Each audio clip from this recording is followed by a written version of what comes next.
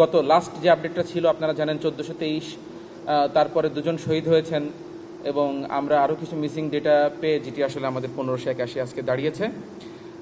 আরেকটি বিষয়ে প্রশ্ন আসবে যে 708 জনের যে স্বাস্থ্য মন্ত্রণালয় যে তালিকাটা প্রকাশ করেছে সেটির সাথে আসলে এটি সেটি তাহলে আসলে কি? আমরা 1423 বলছি, স্বাস্থ্য মন্ত্রণালয় কেন 708 বলছে? বিষয়টি হচ্ছে স্বাস্থ্য মন্ত্রণালয় যে কাজটি করেছে এখানে A2I গভর্নমেন্টের একটি আপনারা জানেন অঙ্গ, অ্যাক্সেস টু ইনফরমেশন, তারা হচ্ছে একটি তালিকা যেটি MIS এর সঙ্গে মিলে করেছিল, সেটি আসলে জেলা ওয়াইজ ভাগ করে প্রত্যেকটি জেলায় আসলে যে ডিসি মহোদয়কে প্রধান করে যে একটি আপনারা জানেন আহ্বায়ক করে একটি কমিটি করা হয়েছে, যেখানে আমাদের প্রত্যেকটি জেলায় আমাদেরও 2 জন করে প্রতিনিধি, ছাত্র প্রতিনিধি আছেন এই কমিটিতে। সেখানে এই তালিকাটা পাঠানো হয়, পাঠানোর পরে বলা হয় যে আপনারা ভেরিফিকেশন করেন, যারা এখান থেকে যেই শহীদদের তালিকা আপনারা ভেরিফাই করতে পারেন সেই তথ্যগুলো আমাদেরকে দেন। তো সেই তালিকা থেকে যে তথ্যগুলো আসলে ভেরিফাই করা গিয়েছিল সেই তালিকায় কিন্তু 708 জনের, সেটিও কিন্তু আপডেট চলমান। গতকালকে যদি আমি ভুল না করে থাকি আমি 717 দেখেছিলাম সংখ্যাটি, যে আরও 9 জন সেখানে বৃদ্ধি পেয়েছেন। তো এইখানে কিন্তু হিউজ অ্যামাউন্ট, অনেক অনেক দেখা যাচ্ছে সারা দেশবাসী জানে এমন কিছু শহীদের নামও কিন্তু সেই 708 জনের মধ্যে নেই। এর কারণ হচ্ছে আসলে স্বাস্থ্য মন্ত্রণালয় যেটি হচ্ছে ক্যাবিনেট ডিভিশনে পাঠিয়েছিল, ক্যাবিনেট ডিভিশন মাত্র তাদেরকে 1 দিন সময় দিয়েছিল, অর্থাৎ যেদিন মিটিং সেদিনই হচ্ছে কমিটি গঠন করে সেদিন দুপুরের মধ্যেই হচ্ছে আপনাকে ভেরিফাইড লিস্টটা পাঠাইতে হবে। সো এত কম সময়ের মধ্যে আসলে জিনিসটা সম্ভব না। এবং তাছাড়া আমরা দেখেছি এই লিস্টটাও যখন আমরা স্বাস্থ্য মন্ত্রণালয় প্রকাশ করার পরে আমাদের কাছে সেই লিস্টটি ত্রুটিপূর্ণ মনে হয়েছে, কারণ আমরা দেখেছি যে এমন কিছু তথ্য এখানে ত্রুটি আছে, যেমন একজন শহীদের বাবার নাম ভুল আছে, সেই ভুলটা তারা সংশোধন করতে পারেননি। হসপিটালে একজন শহীদ তিনি ব্রড হসপিটালে করার সময় কিন্তু বাবার নাম হিসাবে যে এমন হয়েছে, সে কিন্তু জানে না এই মানুষটার বাবার নাম কে। ফলে এই যে তথ্যগুলো যাচাই বাছাইয়ের যে কাজটি ছিল সেটি আসলে সময় স্বল্পতার কারণে হোক বা যে কারণেই হোক পরিপূর্ণ হয়নি। তো আমরা আসলে যেটা করছি সেটি হচ্ছে যে আজকের এই যে লিস্টটি সেটি হচ্ছে এই প্রত্যেকটি জেলা যে আমাদের ডিসি মহোদয়দেরকে আহ্বায়ক করে যে কমিটিটি আছে সেই কমিটির কাছে আমরা পাঠাচ্ছি। তাদেরকে আমরা পুনরায় দিক নির্দেশনা দিয়ে বলেছি যে আপনারা আবার, বিশেষ করে যেহেতু আমাদের সেখানে 2 জন করে ছাত্র প্রতিনিধি আছেন আমাদের পক্ষ থেকে অ্যাসাইন, তারা হচ্ছে এবং ডিসি এসপি মহোদয় এবং ওখানে ওই কমিটিতে যারা আছেন আপনারা জানেন সিভিল সার্জন থেকে শুরু করে UHFP ইউনো সবাই আছেন, তাদের সম্মিলিত প্রচেষ্টার মাধ্যমে আমাদের আজকের দেওয়া যেই লিস্টটি তারা আবার ভেরিফাই করবেন নতুন করে। এই 708 জনের তালিকাটি আবার বড় হবে ইনশাল্লাহ, সেখানে আরও ভেরিফাইড হচ্ছে সংখ্যা যুক্ত হবে। ডিজাইন, এলিগেন্স, বিউটি, সেরা পণ্য সবার জন্য জেভিকো। আচ্ছা, আমি গতদিন যেই ফিগারটি দিয়েছিলাম সেটি কিন্তু ছিল MIS এর ডেটার উপর বেস করে। MIS এর সাথে কিন্তু আমরা কাজটা সর্বপ্রথম স্বাস্থ্য বিষয়ক কেন্দ্রীয় উপকমিটি যেটি এই MIS এর ডেটা সার্ভারে ওয়েবসাইট নির্মাণ থেকে শুরু করে সব কিছুতেই কিন্তু আমরা কোলাবোরেট করেছিলাম। সো প্রাথমিকভাবে আমরা MIS এর মাধ্যমে ডেটাটা কালেক্ট করেছি।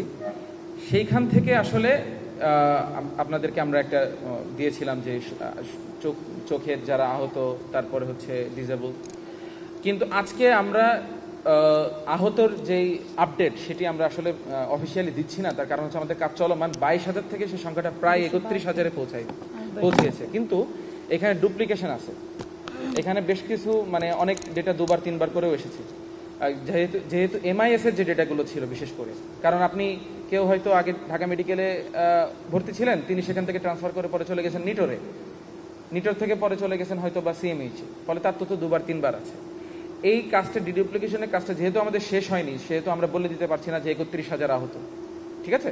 কিন্তু আমাদের কাছে যে ডেটাটি আছে সেটি এখন 31,000 প্লাস, এবং এই ডেটাটি নিয়ে আমাদের কাজ চলছে। আমরা একটি মাইল ফলকে পৌঁছানোর পরই আমরা ইনশাল্লাহ বিস্তারিত তথ্য দিয়ে আমরা আরেকটি প্রেস কনফারেন্স করব যে আমাদের কত ডিসেবল আছে, কত আই ইনজুর্ড আছে, হাত পা কাটা কতজন আছে, বিস্তারিত আপনারা সামনের প্রেস কনফারেন্সে পাবেন ইনশাল্লাহ। না, এটি আমি বললাম এটা ডুপ্লিকেশন সহ 31,000 প্লাস আহতের তথ্য আমাদের কাছে আছে। তরুণরা যেহেতু এই আন্দোলনে সবচেয়ে বড় বেশি অংশগ্রহণ ছিল, সেখানে আমরা দেখেছি 18 থেকে 30-এর মধ্যে অ্যাভারেজ রেশিওটা অনেক বেশি। এবং আমরা আমাদের অতি দ্রুত সত্তর নাগরিক কমিটির একটা ওয়েবসাইট আসবে এবং স্বাস্থ্য উপকমিটির ওয়েবসাইটগুলোতে আমরা ডেটাগুলো পাবলিশ করে দিব। সেখানে আমরা কিন্তু একটা ইন্টারন্যাশনাল অ্যাকর্ড রয়েছে বা নিয়ম রয়েছে যে আমরা কতটুকু একজনের তথ্য পাবলিশ করতে পারবো। আমি একজনের মা বাপ সবার নাম পাবলিশ করে দিলাম, সেটা নিয়ে কেউ আবারই বাণিজ্যও করতে পারে, সেখানেও আমাদের কিছু রেস্ট্রিকশন রয়েছে। তবে ইন্টারন্যাশনাল যে অর্গানাইজেশনগুলো রয়েছে, জাতিসংঘ বা যারা আসছে বাংলাদেশে ভিজিট করতে, আমরা তাদের সাথে যোগাযোগ আছে, কথা বলতেছি। আমরা সেক্ষেত্রে তাদের কাছে যতটুকু ইন্টারন্যাশনাল যে নিয়ম নীতি রয়েছে সেগুলো মেনেই তাদের কাছে ডেটাটা প্রোভাইড করব এবং জনসম্মুখে প্রকাশের জন্য সাংবাদিক বৃন্দ অথবা দেশবাসীকে জানানোর জন্য হয়তোবা নাম বা পিতা অথবা পিতার নাম বাদ দিয়ে মা, বাকি ইনফরমেশনটা আমরা দিতে পারবো না। কারণ সেখানে আমরা এমনও ক্ষেত্রে নারায়ণগঞ্জে একটা ইনসিডেন্ট পেয়েছি যে একজনের ডেটাটা পাবলিশ হয়েছে, সেখানে একটি পলিটিক্যাল দল গিয়ে বলতেছে যে আমি আপনাকে এত টাকা দিব, অমুক কনফারেন্সে গিয়ে আপনি বক্তব্য দিতে হবে এবং আপনি বলতে হবে যে আমি এই সংগঠনের হলো আপনি কর্মী। সো আমরা এমনও অনেকগুলো কেস পাচ্ছি যেটা নিয়ে আমরা খুবই একটা আতঙ্কের মধ্যে আছি।